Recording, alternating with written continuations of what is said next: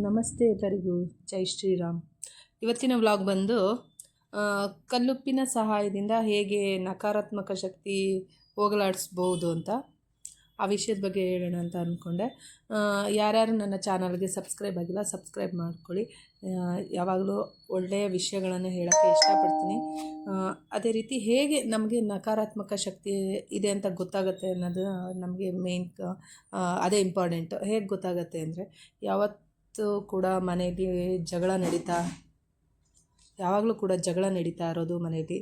ಆಮೇಲೆ ಮಕ್ಕಳುಗಳು ಸರಿಯಾಗಿ ಊಟ ಮಾಡಲ್ಲ, ಹಠ ಮಾಡೋದು, ರಗಳೆ ಮಾಡೋದು, ಆಮೇಲೆ ಓದೋದಿಲ್ಲ, ಆ ಥರ. ಆಮೇಲೆ ಹುಷಾರಿಲ್ಲದೆ ಇರೋದು, ಎನಿ ಟೈಮ್ ಹುಷಾರಿಲ್ಲದೆ ಇರೋದು, ಈ ಥರ ಒಂದಲ್ಲ ಒಂದು ಸಮಸ್ಯೆಗಳು ಮನೆಯಲ್ಲಿ ಇರುತ್ತೆ. ಅದೇ ರೀತಿ ಯಾವುದಾದ್ರು ಒಳ್ಳೆ ಕೆಲಸಕ್ಕೆ ಕೈ ಹಾಕಿದ್ರೆ ಅದು ಆಗದೇ ಇರೋದು, ಈ ಥರ ನಮ್ಮ ಸುತ್ತಮುತ್ತ ಈ ಥರ ನಡೀತಾ ಇರುತ್ತೆ. ಅದಕ್ಕೆ ಜಾಸ್ತಿ ಕೆಟ್ಟ ಶಕ್ತಿ, ನಕಾರಾತ್ಮಕ ಶಕ್ತಿಗಳ ಕಾರಣ ಅಂತ ಹೇಳ್ತಾರೆ. ಇದನ್ನು ಹೇಗೆ ಕಡಿಮೆ ಮಾಡ್ಕೋಬೇಕು ಅನ್ನೋದ್ರ ಬಗ್ಗೆ ಇವತ್ತು ಏನು ನಾವು ದಿನ ನೆಲ ಒರೆಸ್ತೀವೋ, ಮನೆಯಲ್ಲಿ ಕಸ ಗುಡಿಸಾದ್ಮೇಲೆ ನೆಲ ಒರೆಸ್ತೀವಿ, ಅದರಲ್ಲಿ ಸ್ವಲ್ಪ ಉಪ್ಪನ್ನು ಹಾಕಿಬಿಟ್ಟು ನೆಲ ಒರೆಸ್ಬೇಕು. ಉಪ್ಪಿನ ಜೊತೆ ಮತ್ತೇನು ಹಾಕಬಾರ್ದು, ನೀರು, ಉಪ್ಪು ಅಷ್ಟೇ ಹಾಕಿ ನೆಲ ಒರೆಸ್ಬೇಕು. ಅದ್ರ ಜೊತೆ ಅರಿಶಿನ ಪುಡಿ ಹಾಕೋದಾಗಲಿ, ಇನ್ನೊಂದಾಗಲಿ ಹಾಕಬಾರ್ದು. ಸೋಪ್ ಪೌಡ್ರ್ ಹಾಕೋದಾಗಲಿ, ಜೆಲ್ ಹಾಕೋದಾಗಲಿ ಹಾಕಬಾರ್ದು. ಬರೀ ಉಪ್ಪನ್ನ ಹಾಕಿ ವೀಕ್ಲಿ 2 ಟೈಮ್ಸ್ ಅಷ್ಟೆ, 2 ಟೈಮ್ಸ್ ನೀವು ವಾಶ್ ಮಾಡಿದ್ರೆ ಮನೇಲಿ ಈ ಥರ ಕೆಟ್ಟ ಶಕ್ತಿಗಳು ಹೋಗುತ್ತೆ ಅಂತ ಹೇಳ್ಬೋದು. ಲಕ್ಷ್ಮಿ ಆಹ್ವಾನ ಆಗುತ್ತೆ, ನಕಾರಾತ್ಮಕ ಶಕ್ತಿ ಹೋಗುತ್ತೆ ಅಂತ ಹೇಳ್ಬೋದು. ಇದು ನನ್ನ ಅನುಭವ ಕೂಡ. ಅಂದರೆ ನಾವು ಮಾಡಿದ ಕೂಡಲೇ ಹೋಗ್ಬಿಡುತ್ತಾ ಈ ಥರ ಎಲ್ಲ ಕೇಳ್ಬೋದು. ಆ ಥರ ಅಲ್ಲ. ನಾವು ವೀಕ್ಲಿ 2 ಟೈಮ್ಸ್ ಹಿಂಗೆ ಮಾಡ್ತಾ ಹೋದಾಗ ಸಮಸ್ಯೆಗಳು ಕ್ರಮೇಣ ಕಡಿಮೆ ಆಗ್ತಾ ಹೋಗುತ್ತೆ. ಯಾವುದೇ ಸಂಕಲ್ಪಗಳಿಗಲಿ ಯಾವುದೇ ಇದ್ದಾಗಲಿ ಕೂಡ ನೆರವೇರೋದು ಒಂದು 48 ಡೇಸು 41 ಡೇಸ್ ಅಂತ ಹೇಳ್ತಾರೆ.